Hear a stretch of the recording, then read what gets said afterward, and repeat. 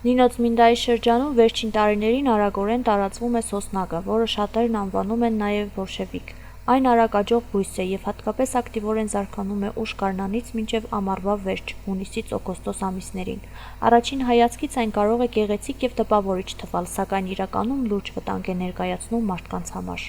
Բոլշևիկը առաջինը օգտակար է, բայց երկրորդն է, հայ մի կամ նոր գբուսնի կանացից ձեռք տվեցիր, կամ որ անգավ մարմինիդ վրան, սա վառեգը։ Եթե կսենք բանը վաղտը գիտնաս, որ եփ է, որ այդտաս քաղես, բերես թուրշի դանես։ Իմ վաղտերը մեր զոնային ժողովուրդը կետային ախպսուցորեն, քաղեին, բերեն, թուրշի գտանեին, շատ համով բաներ և օգտավեր էր։ Եթե օրը գիտնաս, չիտեմ, եթե սեպտեմբերին է, հոկտեմբերին է եփ է, եթե գիտնաս դի, չեսնա եթե կսենք համի վնասագար է ժողովրդին։ Ինչ որ այդ բաները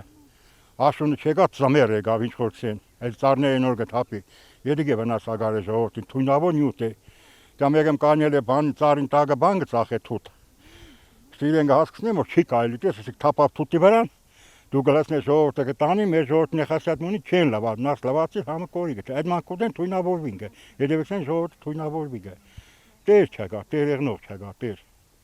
Տեսնա բոլշևիկը ասենք օգտակար է, բայց համի վնասագար է։ Կադորում կադրեցի քարա մարմինիդ վրան, всё, դյա։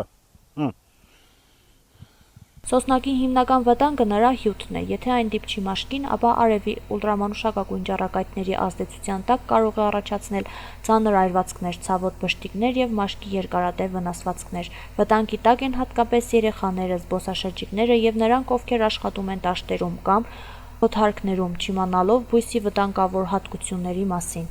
Լուբոյ դեղաբույսը, լուբոյ բույսերը պիտանի են, բայց ինչ կնշանակե որ վերքերը չեն լավանա այդ դեղաբույսի, այդ բոլշևիկի վերքերը չի լավանա, դա փաստ է։ Բայց այդ տեղեքը քաղաքները համար որ նախ իրենք շատ հաստ են, հետո շատ վնասագար են։ Մադրաշ երեխեքին եթե վերքերի բաներն դիպա,